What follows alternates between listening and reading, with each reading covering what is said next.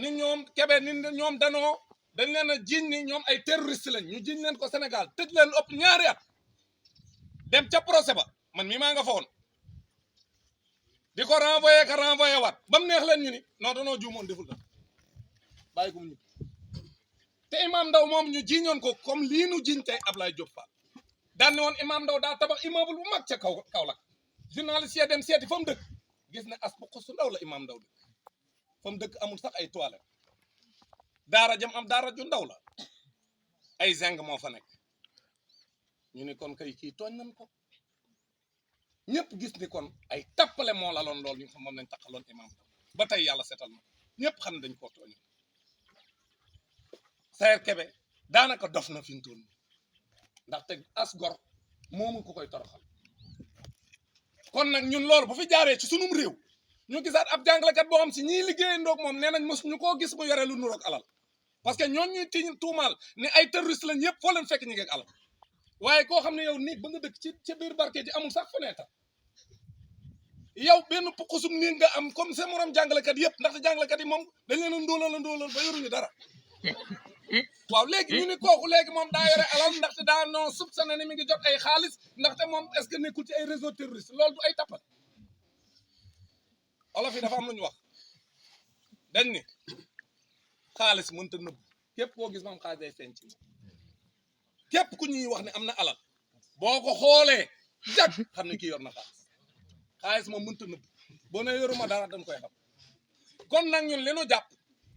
mooy sunu xel teey na comme sunu xel teey na ndax ñi muy liggéey doon ñëpp gis ñu benn yoon mu def lu nuroog affaire terroriste mos ñu koo gis muy woo ay élèves di leen dugal ci lenn loolu lañ wax ñoom ni ñoom gisuñu ko am nañ ci droit mos ñu koo gis mu def lu nuru loolu léegi nag ñu wax ci ni dem nañ sax jàppi ko aéroport ala ko loolu am na immeuble bi wax naa ko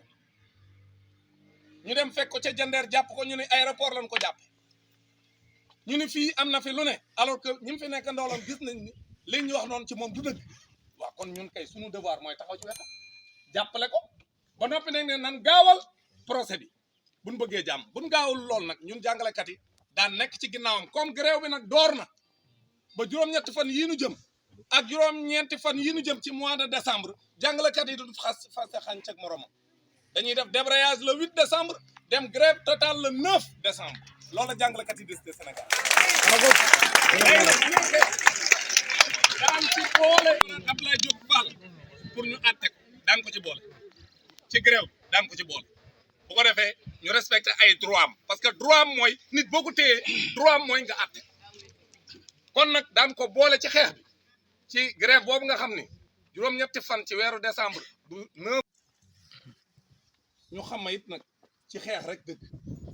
ku ma xam ma ci loolu nit ku ma ci leneen xeex dëgg rek moo ma tax man fu ma dem ci dëgg laay taxaw parce que lu dul dëgg du ma ci ànd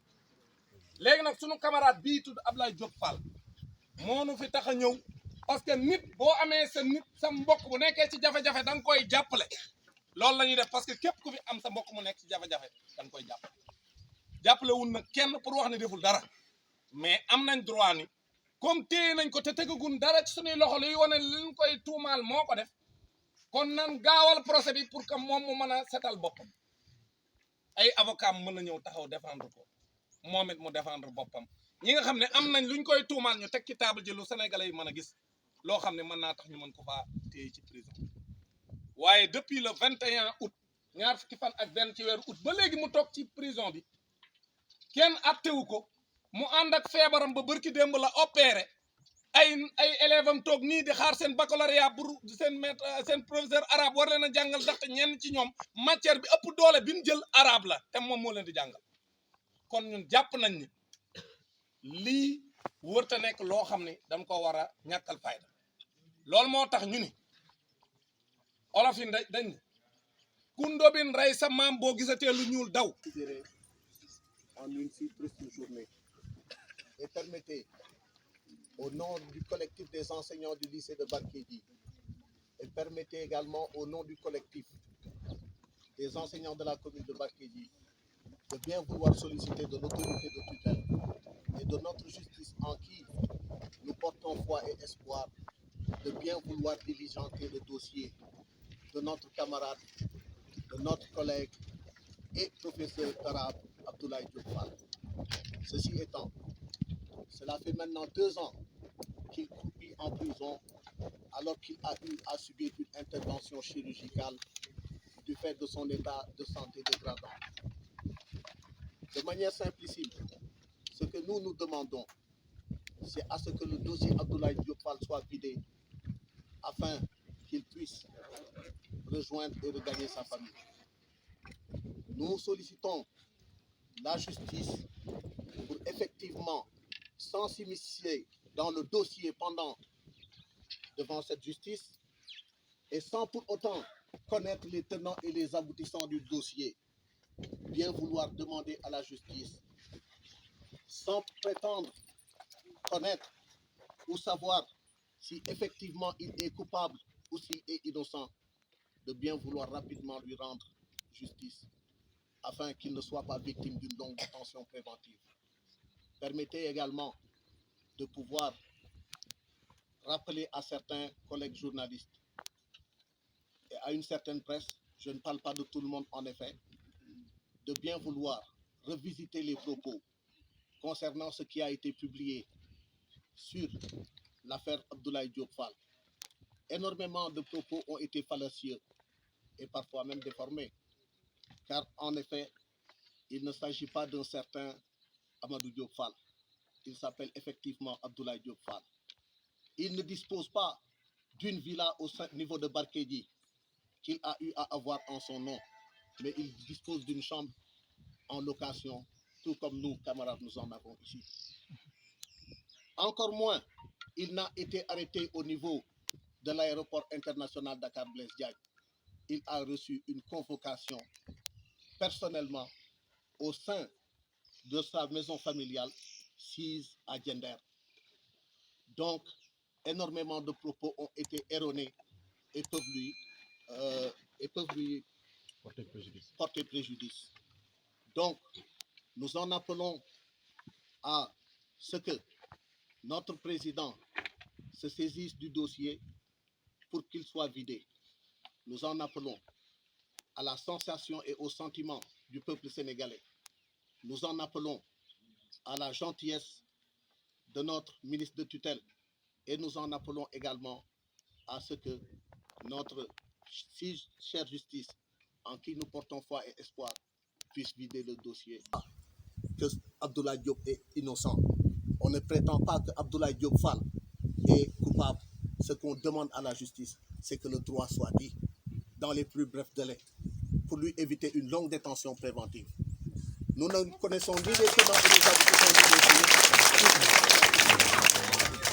dossier et nous ne forçons pas la main à la justice. Nous voulons tout simplement que le droit soit dit et que nous soyons édifiés sur son sort et que nous, lui-même et sa famille soient édifiés sur son sort. Nous vous remercions. Merci. D'autres questions? di nuyu di rafetlu seen teewaay ñun nag ñu nekk benn kuréel bu boot jàngalekat yi ci Barkédji yëpp commune Barkédji laa bëgg a wax village yi nekk ci environnement bi yëpp ñu ngi bootu ci kuréel boobu tey ñoo xëyoon taxaw ñëw fii ci lycée Barkédji ngir wax ak peuple sénégalais par rapport ak dossier wu suñu camarade suñu ñoñ suñu collègue Abdoulaye Diop Fall